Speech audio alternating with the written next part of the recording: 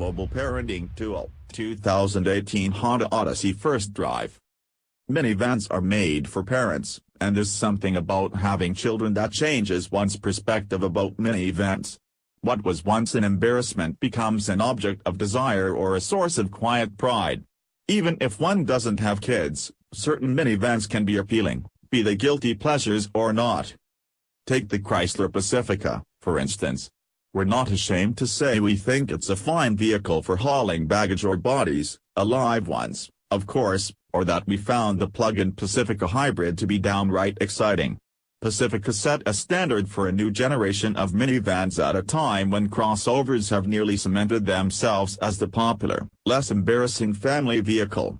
The new Honda Odyssey has its work cut out for it, then, despite being the best-selling minivan in the US for the past 6 years.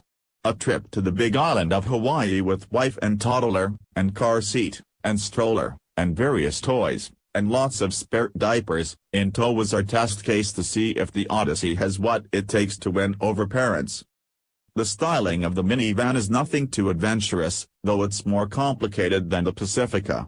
Exterior lines have a number of curves and bends, making it more interesting to behold, if slightly less elegant than the Chrysler.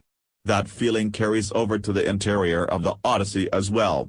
The angular central touchscreen and the controls below it form the visual focal point, giving the cabin a tech-forward feeling, as does the all-digital instrument panel. In the Elite trim level, a strip of mood lighting separates the upper and lower dash, accentuating the futuristic look. As busy as it appears, though, it all ends up being very intuitive to use, and the Odyssey contains a number of swell features that add to its functionality, as we'd come to learn over the course of our time with it on the island. Under the hood, Honda's 3.5-liter V6 provides 280 horsepower and 262 pound-feet of torque. It doesn't sound as macho as a Pentastar in the Chrysler Pacifica, but it does its job just as well.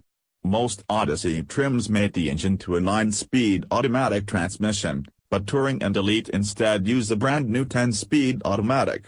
We found that the 10-cog box in our tester makes the Odyssey easy to drive smoothly, as it finds the right gear without hunting around.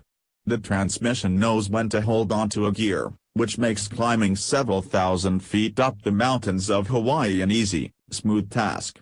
It also drops to the correct gear for quick acceleration without having to poke the DS button into sport mode, though having that option is a nice touch, too.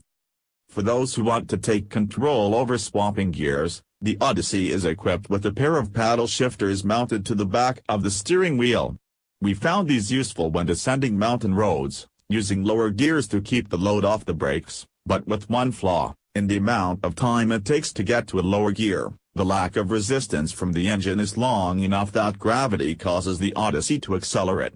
This gives the powertrain more momentum to overcome when the gear engages.